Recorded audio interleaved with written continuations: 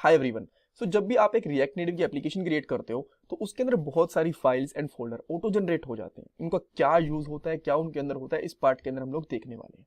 But उसका benefit क्या है, आपको पता रहेगा कि किस फाइल का क्या पर्पस है। अगर आपको कुछ चेंज करना हो किसी स्पेसिफिक चीज के लिए तो कौन सी फाइल में चेंज करना है, न्यू फाइल कहाँ क्रिएट करनी है, आपकी एप्लीकेशन कहाँ रजिस्टर हो रही है, जेएस का एंट्री पॉइंट क्या है, सब कुछ आपको पता रहेगा। ऑलराइट।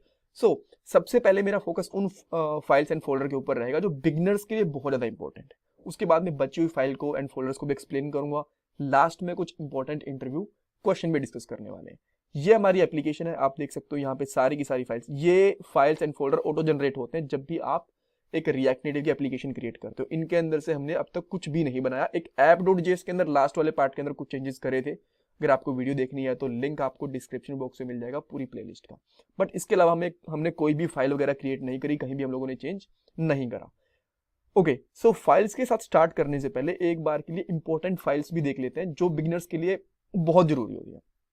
सबसे पहले पैकेज.json, metro config file, babel config file, index, app and ES linked RCGS file, iOS, Android and node modules वाले फोल्डर। इनके बारे में हर एक बिगनर को पता होना चाहिए कि क्या इनका यूज है, बिकॉज हो सकता है कभी ना कभी आपको चेंज करना पड़ जाए। बाकी जो फाइल्स हैं उनके बारे में भी ऐसा नहीं है कि पता नहीं होना चाहिए, पता होना चाहिए। बट अगर एक बार के लिए वो अच्छे से आपको समझ में नहीं आई तो चलेगा, बिकॉज अभी हमने प्रोजेक्ट स्टार्ट करा, धीरे धीरे उनके बारे में भी समझ में आ जाएगा। बट ये थोड़ी जरूरी चीजें हैं और बहुत सारे इंटरव्यू क्वेश्चन भी निकलते हैं इनसे, मैं आपको लास्ट के अंदर बता दूंगा। सो सबसे पहली जो इंपॉर्टेंट फाइल होती है पैकेज.json फाइल, ये आपकी एप्लीकेशन की सबसे ज्यादा इंपॉर्टेंट फाइल होती है। अगर आपने ये वाली कहीं खो दी ना, फाइल डिलीट कर दी और कहीं भी इसका बैकअप नहीं है तो आपका प्रोजेक्ट दोबारा नहीं चल सकता। राइट। अब ये फाइल का क्या यूज है इसका, देखो ये आपके प्रोजेक्ट की सारी इंफॉर्मेशन को होल्ड करती है फाइल। जैसे कि आपके प्रोजेक्ट का नेम क्या है, वर्जन क्या है, उसके बाद में स्क्रिप्ट्स क्या है। स्क्रिप्ट्स ये वाली कमांड्स हैं जो आप रन करते हो। जैसे कि रिएक्ट नेटिव रन एंड्रॉइड करते हो तो एंड्रॉइड की जो एप्लीकेशन है वो ओपन हो जाती है। अगर आप यहाँ पे लिख दोगे ना रिएक्ट नेटिव रन और आपका नाम, जैसे कि रन अनिल कर दोगे यहाँ पे, अगर आपने चेंज कर दिया, उसके बाद में आप ये वाली कमांड रन करोगे ना npx react native run Anil, तो आपका एंड्रॉइड एप्लीकेशन ओपन हो जाएगी। ठीक है, तो यहाँ पे आपकी जो फाइल्स कमांड्स होती हैं यहाँ पे रखी होती है और उनको आप चाहो तो चेंज भी कर सकते हो। डिपेंडेंसीज होती हैं, डेव डिपेंडेंसीज भी होती हैं, इनका वर्जन वगैरह अगर आप चाहो तो यहाँ से चेंज भी कर सकते हो।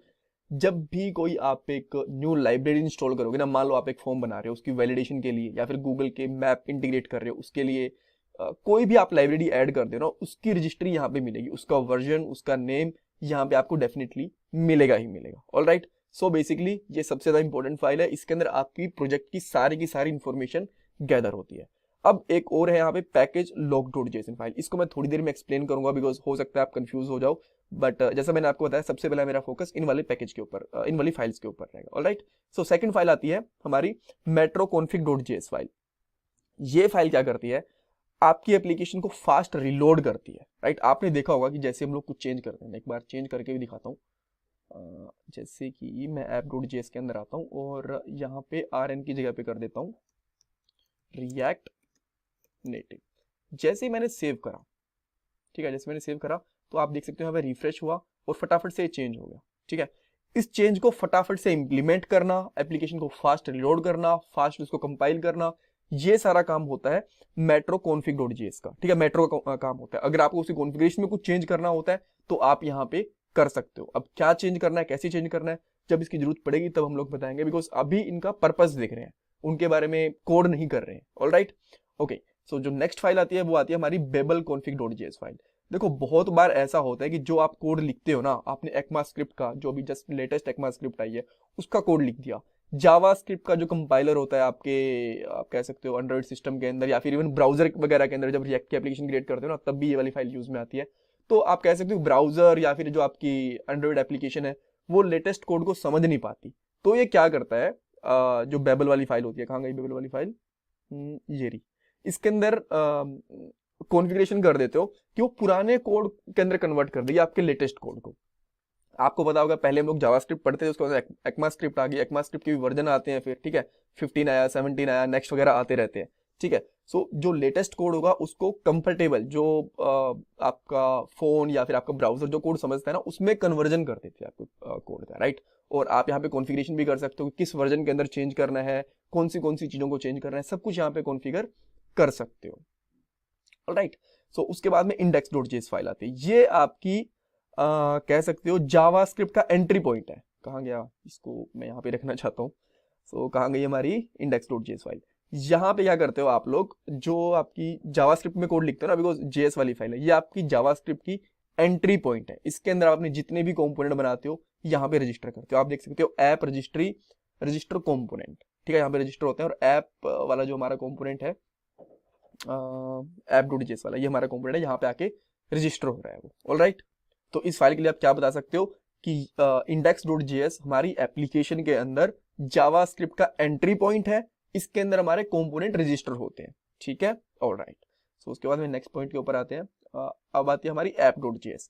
ये हमारी पहला कंपोनेंट होता है हमारी फाइल का। तो यहाँ पे देख सकते हो आप app.js। इवन अगर आप चाहो तो इसको डिलीट कर सकते हो, जैसे app.js है, आप इसको application.js बना दो, और जो आपने यहाँ पे इंपोर्ट कर रखा है ना, यहाँ पे भी चेंज कर दो, तो वो भी परफेक्टली काम करेगा। सो बाय डिफॉल्ट फाइल होती है, तो मैं आपको बता रहा हूँ कि जो भी आपको कोड दिखता है आपके एमुलेटर के ऊपर बाय डिफॉल्ट, तो इस फाइल के अंदर लिखा होता है, ऑलराइट। अच्छा, उसके बाद में आती है ESLint RC वाली फाइल। सो इसको ओपन कर लेते हैं एक बार के लिए। देखो, ES का मतलब होता है ECMAScript। अगर इसके अंदर आप ये चाहते हो कि ECMAScript का कोई स्पेसिफिक वर्जन सपोर्ट करे, उसके अंदर आप मान लो कि जो अनयूज्ड वेरिएबल है अगर वो पड़े हैं तो उनके लिए आपको एरर दिखाना है, अगर आपने कहीं कंसोल लगा दिया उसके लिए एरर दिखाना है, तो जितनी भी ECMAScript की कॉन्फ़िगरेशन होती है आप यहाँ पे कर सकते हो, ऑलराइट। अच्छा, उसके बाद में आते हैं हमारा iOS एंड एंड्रॉयड फोल्डर। सो इनको भी हम लोग ओपन कर लेते हैं। देखो, ये एंड्रॉयड एंड iOS फोल्डर, ये एंड्रॉयड वाली बिल्ड और iOS वाली बिल्ड को कंपाइल करने के लिए और उसकी बिल्ड को एक्चुअल बनाने के लिए रिस्पॉन्सिबल होते हैं। जब आप कोई एक्सटर्नल लाइब्रेरी इंस्टॉल करते हो और कुछ आपको डिपेंडेंसीज वगैरह में चेंज करना है, तो कभी कभी इनके अंदर चेंजेस करने पड़ भी जाते हैं, बट बहुत कम चांस होते हैं। पहले जब रिएक्ट नेटिव बना था, मार्केट में आया था, तब काफ़ी ज़्यादा चेंजेस करने पड़ते थे, बट अब इतने ज़्यादा चेंजेस नहीं करने पड़ते। बट प्राइमरी पर्पज़ इनका यही होता है कि आपका जो कोड होता है उसको iOS एंड एंड्रॉयड के अंदर कंपाइल करो, और जब बिल्ड बनाते हो तो जावास्क्रिप्ट के कोड को नेटिव कोड के अंदर कन्वर्ट कर देती हैं चीज़ें, ऑलराइट। सो ये हमने जो इंपॉर्टेंट फाइल्स थी वो देख ली। अब कुछ और फाइल्स भी देख लेते हैं जो हम लोगों ने छोड़ दी। अच्छा, यहाँ पे एक इंटरव्यू क्वेश्चन भी बनता है। मैंने आपको बताया था कि इंटरव्यू क्वेश्चन में हम लोग डिस्कस करेंगे। पैकेज.json ये हमारी एप्लीकेशन की इंफॉर्मेशन को होल्ड करता है। एक होता है हमारे पास पैकेज लॉक.json। सो देखो, पैकेज लॉक.json क्या करता है, आपकी डिपेंडेंसीज की भी डिपेंडेंसी रखता है। अब मान लो, मैं एग्जांपल बताता हूँ आपको, जैसे कि आप लोगों ने रिएक्ट टेस्ट रेंडर नाम से एक ये लाइब्रेरी है, ठीक है, जो रिएक्ट नेटिव अपने आप इंस्टॉल करता है जब आपकी एप्लीकेशन बनती है, ठीक है। ये एक एप्लीकेशन है, ये एक लाइब्रेरी है। इस लाइब्रेरी की भी कहीं ना कहीं डिपेंडेंसी है, जैसे कि हमारी एप्लीकेशन की इतनी सारी react native, core, run time, इनके ऊपर डिपेंडेंसी है ना, तो हो सकता है कि जो रिएक्ट टेस्ट रेंडर है ना, इसकी भी किसी और एप्लीकेशन के ऊपर डिपेंडेंसी हो, और जो अंदर मान लो इसकी डिपेंडेंसी है रिएक्ट नेटिव एक्स पैकेज के ऊपर, और उस एक्स पैकेज की डिपेंडेंसी है वाई पैकेज के ऊपर। तो जितनी भी एक दूसरे के ऊपर डिपेंडेंसीज है ना, सबका हिरार्किकल स्ट्रक्चर होता है हमारे पैकेज लॉक.json के अंदर, ऑलराइट। सो अगर आपसे डिफरेंस पूछा जाए कि क्या डिफरेंस होता है पैकेज.json के अंदर एंड पैकेज लॉक.json के अंदर, तो आप क्या बताओगे? पैकेज.json हमारी एप्लीकेशन की इंफॉर्मेशन रखता है, और पैकेज लॉक.json होता है वो एप्लीकेशन की डिपेंडेंसी की इंफॉर्मेशन रखता है कि किस पैकेज की कितनी डिपेंडेंसी है, पूरा का पूरा हिरार्किकल स्ट्रक्चर बना के रखता है, ऑलराइट। मेट्रो की हमने बात कर ली, index.js की फाइल की बात कर ली, जेम फाइल इसके अच्छा देखो, पहले जेम फाइल का यूज क्या होता है, ये किसके लिए होती है? ये रूबी के लिए बनी हुई होती है। आप बोलोगे रूबी का क्या काम है यहाँ पे? देखो, क्या होता है कि जब आपको एप्लीकेशन को डिबग करना होता है ना, तो उस टाइम पे रूबी काम में आती है, राइट।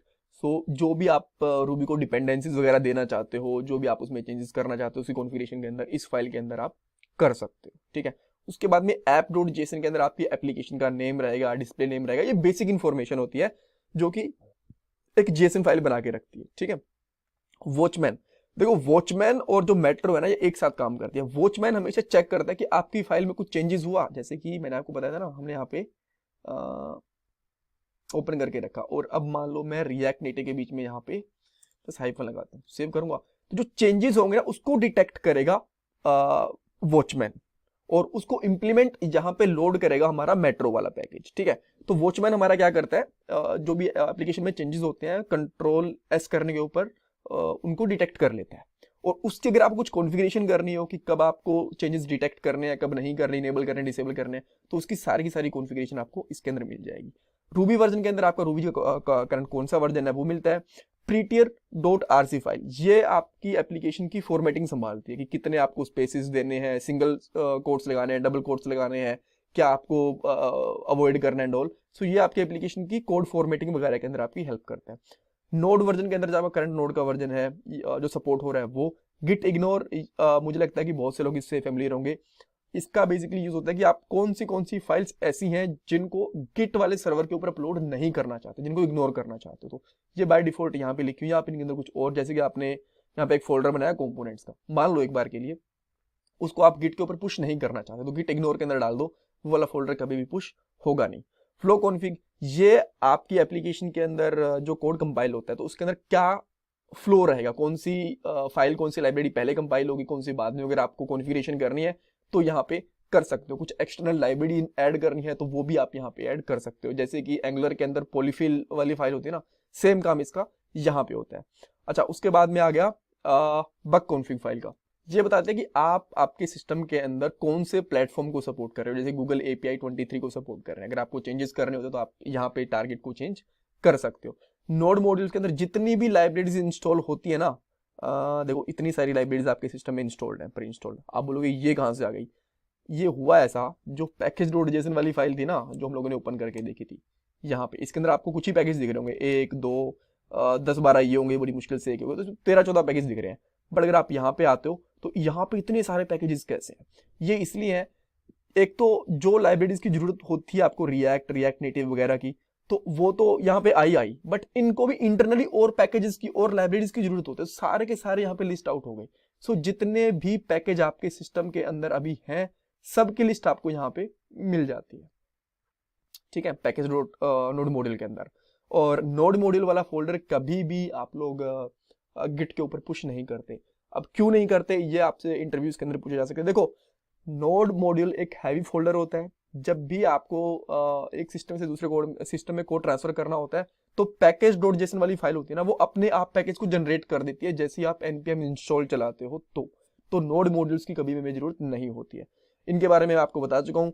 बंडल कॉन्फ़िग, जब भी आप अपनी एप्लीकेशन का iOS हो या फिर एंड्रॉइड उसकी बंडलिंग करते हो तब इसके अंदर आप उसकी कॉन्फ़िगरेशन कर सकते हो। अंडरस्कोर टेस्ट्स अंडरस्कोर, ये यूनिट टेस्ट जब केसेस लिखते हैं ना तो उसका कोड इस फोल्डर के अंदर ऑटो जनरेट होता है, जैसे कि ऐप जो डॉट टेस्ट डॉट जेस का हो गया, ऑटो जनरेट भी होता है। अगर आप यहाँ पे कोड लिखना चाहो तो यहाँ पे आप कोड लिख भी सकते हो, जैसे कि ये वाला कोड है ना, ये एक्चुअली लिखा गया है। अब मान लो एक फंक्शन बनाया आपने, एक फाइल बनाई, उसको टेस्ट करना चाहते हो तो यहाँ पे लिख दो और वो कंपाइल हो जाएगा। ऑलराइट, सो ये बेसिक यूज थे। कुछ कंफ्यूजन है, कुछ आपके दिमाग में भी क्वेश्चन तो मुझे कमेंट सेक्शन के अंदर पूछ सकते हो। इंटरव्यू क्वेश्चन, जैसा मैंने आपको बताया था, एक तो ये पूछ सकते हैं कि नोड मॉड्यूल को हम क्यों नहीं पुश करते